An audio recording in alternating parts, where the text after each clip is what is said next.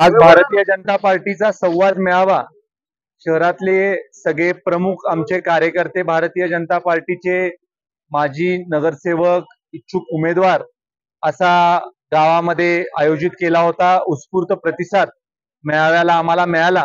भारतीय जनता पार्टीची दिशा ठरवण्याच्या बाबतीमध्ये हा मेळावा होता आणि मला समाधान आहे की सगळेच प्रमुख लोक आज मेळाव्याच्या निमित्तानं उपस्थित राहिले। मोठ्या प्रमाणावर लोक भारतीय जनता पार्टीमधून निवडणूक लढवण्यासाठी इच्छुक आहे आणि त्यामुळे येणाऱ्या 5 दिवसामध्ये तो निर्णय पक्षाच्या माध्यमातून होईल। निर्णय झाल्यावर लगेचच आपल्याला कामाला लागायचंय अशा प्रकारचा संकल्प आज भारतीय जनता पार्टीच्या मेळाव्यामध्ये झाला आणि उमेदवार कोण आहे याच्यापेक्षा पक्ष सत्तेमध्ये आणायचंय अशा दृष्टिकोन ठेवून भविष्य काळामध्ये आपण काम करायचं हा देखील संकल्प आज मेळाव्यात झाला। बाबा, महायुतीला सोबत घेण्यासंदर्भात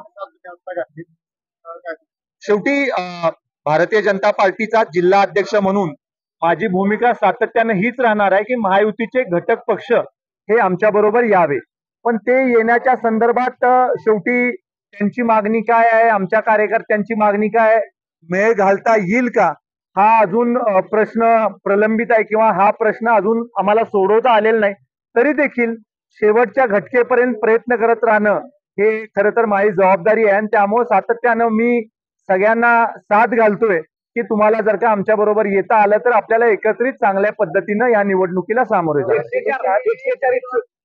104 इच्छुक आणि 32 जागा कसं मिळत असणार आहे? बंडखोरी वाढेल असं काय वाटत नाही? मला असं वाटत नाही की बंडखोरी वाढेल। जे लोक भारतीय जनता पार्टीकडे इच्छुक आहेत त्यांना आम्ही तशा सूचना दिलेल्या आहेत की शेवटी पक्ष ज्याला एबी फॉर्म देईल त्याच्या पाठीशी राहिलेल्या लोकांनी पाठीशी राहिलं पाहिजे, उभं राहिलं पाहिजे आणि कुठलाही संघर्ष करायचा नाही असा आमचा प्रयत्न आहे। त्यामुळं खूप क्वचित एखाद्या ठिकाणी होईल, पण मला वाटतं की बहुतांश ठिकाणी सगळे लोक हे भारतीय जनता पार्टीच्या निर्णयाबरोबर आहेत।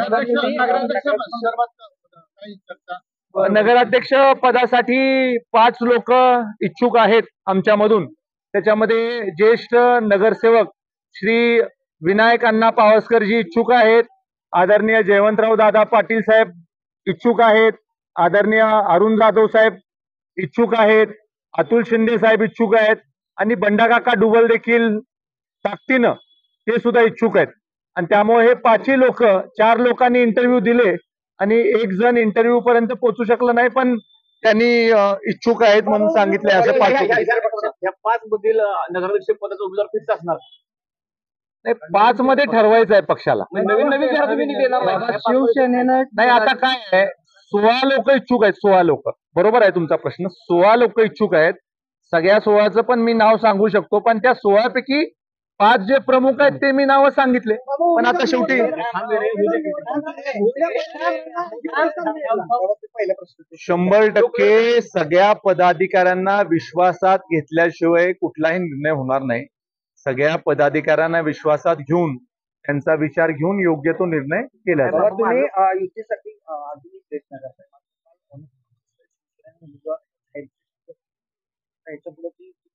नाही, मित्र पक्षांनी उमेदवार जाहीर जरी केला असेल तरी आमचं असं म्हणणं आहे की ह्या जागेवर भारतीय जनता पार्टीनं दावा करणं योग्य आहे, कारण 2016 साली ज्या निवडणुका झाल्या होत्या त्याच्यामध्ये भारतीय जनता पार्टीचेच नगराध्यक्ष होते आणि त्यामुळे भारतीय जनता पार्टीचं सिटिंग नगराध्यक्ष आहे।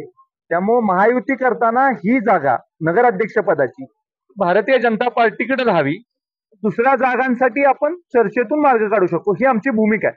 त्यामुळे बघूया, अजून एक 4 दिवस आहेत, काही त्याच्यामधून तोडगा निघतोय का बघूया, प्रयत्न करूया।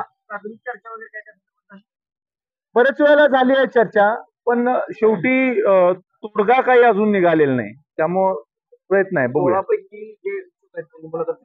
हा चेहरा असणाऱ्या नगराध्यक्षपदाचा वेगळा चेहरा तुम्ही काढणार आता ह्या 16 पैकी जो निर्णय होईल हा राज्याचे मुख्यमंत्री देवेंद्र फडणवीस साहेब, आदरणीय रविभाऊ चव्हाण, कोर कमिटी, शेवटी ह्यांचा शिक्कामोर्तब होईल तोच चेहरा असेल। पण शेवटी या 16 पैकी 5 जे अनुभवी आहेत त्या 5 लोकांची मी नावं घेतली, पण आता शेवटी राहिलेले 11 सुद्धा मग आता कॅप्टन आहेत, राहिलेल्या 11 पैकी कॅप्टन सुद्धा त्याच्यामध्ये इच्छुक आहेत। मग शारदाताई देखील त्या याच्यामध्ये इच्छुक आहेत, त्या माजी नगराध्यक्ष राहिलेल्या आहेत। मग असे सुद्धा नावं आहेत. मी आपले ठोकळ 5 नावं तुम्हाला सांगितली.